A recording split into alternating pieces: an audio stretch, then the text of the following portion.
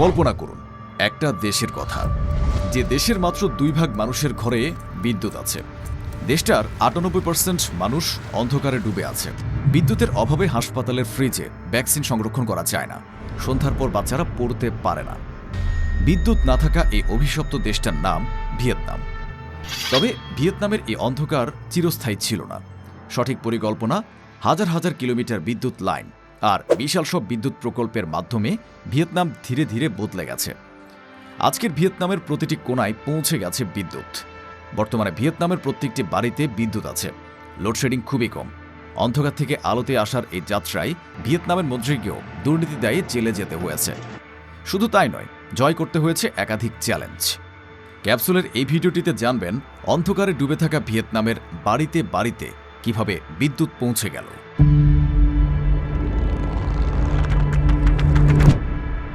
সাল 1975। ভিয়েতনাম মাত্রই স্বাধীন হয়েছে। 1975 সালে ভিয়েতনামের মাত্র 2.5% পরিবারের ঘরে বিদ্যুৎ ছিল। হ্যাঁ, 100টা বাড়ির মাত্র 2.5টাতে বিদ্যুৎ ছিল। এরপর আসে 1986 সাল। সরকার স্বীকার করে নিল যেভাবে চলছে সেভাবে কোনো দেশ চলতে পারে না। তখন ভিয়েতনাম ছিল কমিউনিস্ট রাষ্ট্র। এ ধরনের রাষ্ট্রে সরকার ঠিক করে দেয় কৃষক কি উৎপাদন করবে এবং কি পরিমাণ উৎপাদন করবে। তাছাড়া কমিউনিস্ট সরকার বিদেশি ঋণ বা বিদেশি কোম্পানি সহ্য করে না। তবে বেঁচে থাকার তাগিদে ভিয়েতনাম পুরনো নীতি থেকে বেরিয়ে আসে। বিদেশি কোম্পানির জন্য খুলে গেল ভিয়েতনামের বাজার। প্রচুর বিদেশি বিনিয়োগ আসতে শুরু করলো। কিন্তু এখানে দেখা গেল সমস্যা। বিদেশি বিনিয়োগে কারখানা গড়তে হলে তো বিদ্যুতের বিকল্প নেই। সরকার বিদ্যুৎ পাবে কোথায়? ভিয়েতনামের উত্তরে তৈরি হলো বিশাল হোয়া বিনো হাইড্রো পাওয়ার প্লান্ট। পাহাড়ি নদীর উপর তৈরি এই বাঁধ দিয়ে বিপুল পরিমাণ বিদ্যুৎ উৎপাদন হতে লাগলো। শুনতে যতটা সহজ লাগছে, এটা তৈরি করা ততটাই কঠিন ও চ্যালেঞ্জিং ছিল। 1979 থেকে 1994 পুরো 15 বছর লেগেছিল এই বাঁধ তৈরি হতে। মোট 40,000-এর বেশি ভিয়েতনামি কর্মী এবং প্রায় 2,500 সোভিয়েত বিশেষজ্ঞের অংশগ্রহণ ছিল এই প্রকল্পে। সেনাবাহিনীর 5,000 সদস্য এতে অংশ নিয়েছিল। শ্রমিকদের 3 শিফটে ভাগ করে দিন রাত কাজ করানো হতো। পাহাড়ের ভেতরের ভূগর্ভস্থ অংশ খোঁড়ার কাজ ছিল অত্যন্ত কঠিন। বিস্ফোরক দিয়ে পাথর ভাঙা হতো, যতটুকু খোঁড়া হতো ততটুকুই আবার কংক্রিট দিয়ে শক্ত করা হতো।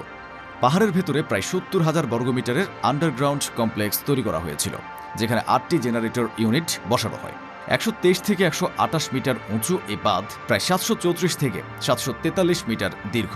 1988 সালের ডিসেম্বরে বাঁধটি প্রথম টারবাইন বিদ্যুৎ উৎপাদন শুরু করে। এরপর একে একে বাকি টারবাইনগুলো চালু হয় এবং 1994 সালের 4 এপ্রিল অষ্টম ও শেষ ইউনিট গ্রিডে যুক্ত হয়। এই বিশাল বাঁধ নির্মাণের সময় 168 জন মানুষ মারা যান। তাদের ত্যাগ বিফলে যায়নি। এ বাঁধ ছিল ভিয়েতনামের বিদ্যুৎ বিপ্লবের সূচনা। এদিকে অদ্ভুত একটা সমস্যা দেখা দিল। ভিয়েতনামের উত্তরে বিদ্যুৎ আছে, কখনো কখনো বিদ্যুৎ কেন্দ্রগুলো পুরো ক্ষমতায় চলতে পারছে না, কারণ চাহিদা কম। আর দক্ষিণে, এখানে ভিয়েতনামের সবচেয়ে বড় শহর হো চিন মিহ সিটি। এখানে দিনে 10 থেকে 12 ঘন্টা পর্যন্ত লোডশেডিং হচ্ছে। কারখানা ঠিকমতো চলছে না, ব্যবসা বাধাগ্রস্ত হচ্ছে। একই দেশ, উত্তরে বাড়তি বিদ্যুৎ, দক্ষিণে ঘোর অন্ধকার। সমাধানটা তাই পরিষ্কার, উত্তরের বিদ্যুৎ দক্ষিণে নিয়ে যেতে হবে। কিন্তু উত্তর আর দক্ষিণের মাঝে প্রায় 1,500 কিলোমিটারের গ্যাপ। মাঝে পাহাড়, জঙ্গল, নদী ও দুর্গম ভূখণ্ড। অসাধ্য সাধনের এই কাজটা শুরু করেন প্রধানমন্ত্রী ভো ভান কিয়েত। ভিয়েতনামের উত্তর থেকে দক্ষিণ পর্যন্ত 1487 কিলোমিটারের দীর্ঘ একটা বিদ্যুৎ লাইন তৈরির কাজ শুরু হয়। প্রায় 500 কিলোভোল্টের ট্রান্সমিশন লাইন। ভিয়েতনামে তখন এই মাপের কোনো ট্রান্সমিশন লাইনই ছিল না। বিশেষজ্ঞরা বললেন কমপক্ষে 5 বছর লাগবে। তবে প্রধানমন্ত্রীর বিশ্বাস ছিল 2 বছরে হয়ে যাবে। 1992 সালের 5 এপ্রিল হোয়া বিনো প্রদেশে প্রথম খুঁটিটা পোতা হলো। শুরু হলো 1487 কিলোমিটারের যুদ্ধ। লাইনটা হোয়া বিনো থেকে 17টি প্রদেশ ও শহর পেরিয়ে পৌঁছাবে হো চি মিন সিটির ফুলাম সাবস্টেশনে। মাঝখানে ট্রুংশন পর্বতমালা, ঘন জঙ্গল, বন্যাপ্রবণ নদী আর দুর্গম পাহাড়ি উপত্যকা। বর্ষা এসেছে, কাদা এসেছে, কিন্তু হাজার হাজার ইঞ্জিনিয়ারের কাজ থামেনি। অবশেষে স্বপ্ন সত্যি হয়। 27 এপ্রিল 1994 হোয়াবিন থেকে ছুটে গেল দক্ষিণের দিকে। পাহাড় জঙ্গল পেরিয়ে মধ্যপ্রাচ্যের প্লেইকু সাবস্টেশনে পৌঁছালো সেই বিদ্যুৎ। ইতিহাসে প্রথমবারের মতো ভিয়েতনামের উত্তর আর দক্ষিণ একটি জাতীয় বিদ্যুৎ গ্রিডে যুক্ত হল। প্রায় $50 কোটি বেশি বিনিয়োগ হয়েছিল এই প্রকল্পে। বিনিয়োগের টাকা ফেরত পেতে 5 থেকে 10 বছর লাগার কথা ছিল, তবে পুরো বিনিয়োগ উঠে এলো 3 বছরেরও কম সময়ে। কারণ এবার দক্ষিণের কারখানাগুলো নিয়মিত বিদ্যুৎ পেল, উৎপাদন বাড়ল, শিল্প বাড়ল, অর্থনীতি বাড়ল। কিন্তু বিদ্যুৎ তৈরি করা এক জিনিস, আর সেটাকে পুরো দেশের প্রতিটি প্রান্তে পৌঁছে দেওয়া আরেক যুদ্ধ। আর এই যুদ্ধের জন্য ভিয়েতনাম এবার বদলে ফেলল তাদের পুরো বিদ্যুৎ ব্যবস্থাই। 1994 সালের অক্টোবর সরকার সিদ্ধান্ত নিল দেশের আলাদা আলাদা বিদ্যুৎ কোম্পানিগুলোকে এক করা হবে। উত্তরের কোম্পানি, দক্ষিণের কোম্পানি ও মধ্যাঞ্চলের কোম্পানিগুলো সব এক ছাদের নিচে চলে আসবে। নাম দেওয়া হলো ভিয়েতনাম ইলেকট্রিসিটি, ইভিএন। ইভিএন হলো ভিয়েতনামের রাষ্ট্রায়ত্ত বিদ্যুৎ কোম্পানি। বিদ্যুৎ উৎপাদন, ট্রান্সমিশন আর বিতরণ পুরো দেশের বিদ্যুৎ ব্যবস্থার কেন্দ্রীয় দায়িত্ব চলে গেল এই এক প্রতিষ্ঠানের হাতে। সারা দেশে একই ধরনের বৈদ্যুতিক তার, একই ধরনের পোল, একই ধরনের মিটার। ফলে একজন ইঞ্জিনিয়ার যদি কয়েকশো কিলোমিটার দূরে গিয়েও কাজ করেন, তাকে নতুন করে পুরো সিস্টেম শিখতে হয় না। এই স্ট্যান্ডার্ডাইজেশন বা একই মান বজায় রাখার ব্যবস্থা বিদ্যুৎ বিস্তারকে আরও দ্রুত এবং তুলনামূলকভাবে কম খরচে করতে সাহায্য করল। এবার গ্রামে গ্রামে বিদ্যুৎ পৌঁছানোর পালা। সরকার সিদ্ধান্ত নেয় 2000 সালের মধ্যে দেশের 100% জেলা, 80% ইউনিয়ন আর অন্তত 60% গ্রামীণ পরিবারে বিদ্যুৎ পৌঁছে দেবে। কেননা ভিয়েতনামের অর্ধেক মানুষ তখনও বিদ্যুৎ পায় না। ভিয়েতনামের গ্রামগুলো বাংলাদেশ, ভারত বা পাকিস্তানের মতো না, পাশাপাশি না। এখানে একটা গ্রামের মাঝখানে জঙ্গল, তো 2টা গ্রাম পর আবার নদী। মাত্র 20টা পরিবারের জন্য জঙ্গলের ভেতরে আলাদা আলাদা রোড তৈরি করে সেখান দিয়ে খুঁটি নিয়ে যেতে হতো। এতে খরচ বেশি ছিল, তাই সরকার সিদ্ধান্ত নিল সব খরচ সরকার একা বহন করবে না। 1996 থেকে 2000 সালের গ্রামীণ বিদ্যুতায়নের সবচেয়ে গুরুত্বপূর্ণ পর্যায়ে মোট খরচের প্রায় 59% দিয়েছিল স্থানীয় সরকার এবং গ্রামের মানুষরা নিজে। কেন্দ্রীয় সরকার ও ইভিএন দিয়েছিল প্রায় 40%।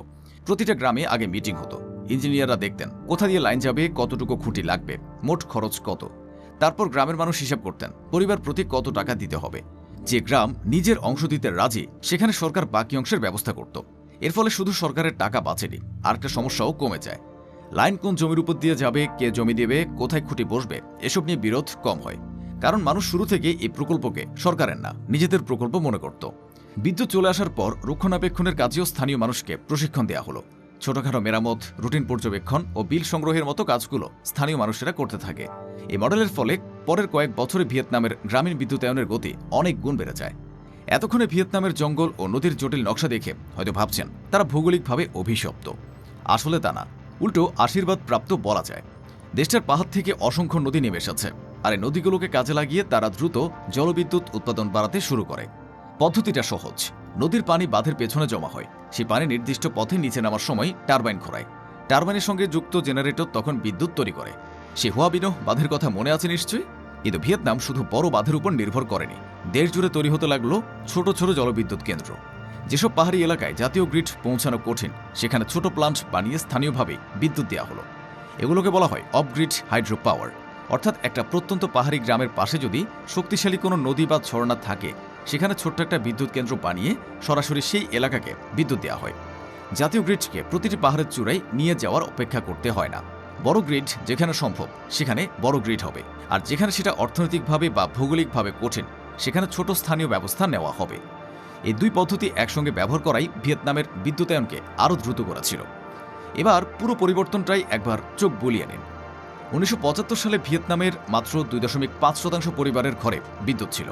1993 সালে সেটা হলো 14%, 1995 সালে 50%, 1998 সালে 61%, 2003 সালে 80%, 2008 সালে 94.5%, 2009 সালে 96%, 2005 সালে 99% আর 2017 সালে 100%।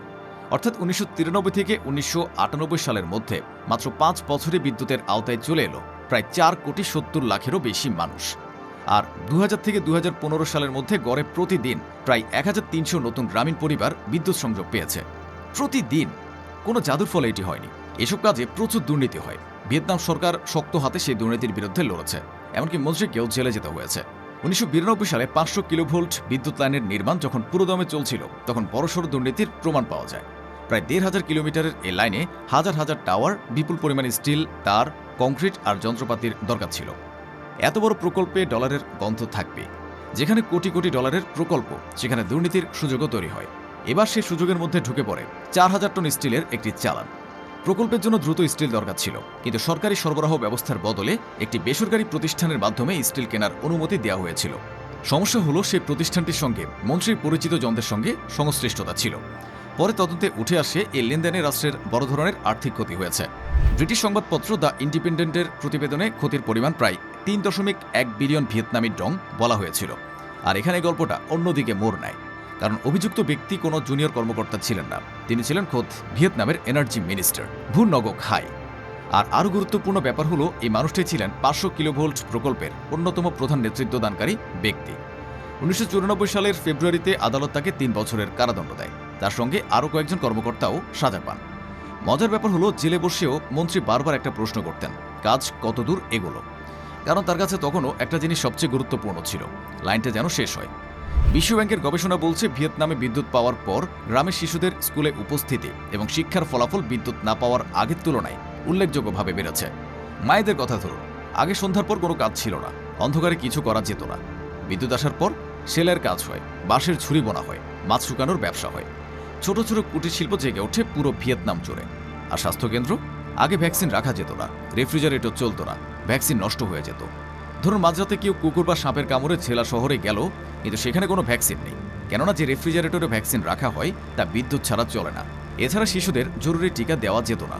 বিদ্যুৎ আসার পর এই চিত্র 180 ডিগ্রি বদলে যায়। 2007 সালে বিশ্বব্যাংকের তৎকালীন প্রেসিডেন্ট রবার্ট জুয়ালিক ভিয়েতনামের ইয়েনবাই প্রদেশে যান। এটি দেশটার সবচেয়ে দরিদ্র ও প্রত্যন্ত পাহাড়ি এলাকা। সেখানে গিয়ে তিনি বলেন, ভিয়েতনাম একটা সফল রাষ্ট্রের উদাহরণ। এখানে যা ঘটেছে তার শিক্ষা পৃথিবীর অন্য গরিব দেশগুলোর কাজে লাগবে। বিশ্বব্যাংক এই প্রশংসা এমনি এমনি দেয়নি। পৃথিবীর অনেক দেশে বিদ্যুতায়নে টাকা ঢালা হয়েছে, শহর থেকে ঠিকাদার এসেছে, লাইন বসিয়ে চলে গেছে। কয়েক বছর পর সেই লাইন নষ্ট হয়েছে, কারণ স্থানীয় মানুষ সিস্টেম বোঝে না। ভিয়েতনাম হলো উল্টো, এখানে স্থানীয় মানুষ সরকারের পরিকল্পনায় ছিল, এখানে স্থানীয় মানুষের নিজের টাকা ছিল, ফলে সিস্টেম ঠিক আছে, বিস্তার হয়েছে। তাই বিশ্বব্যাংকের কাছে এই মডেল অনন্য। আজও পৃথিবীতে 75 কোটি মানুষ বিদ্যুৎ পায় না, তারা সবাই অন্ধকারে আছে, ঠিক 1975-এর ভিয়েতনামের মতো। এ থেকে কিভাবে মুক্তি পেতে হবে ভিয়েতনাম তো চোখে আঙুল দিয়ে দেখিয়ে দিয়েছে।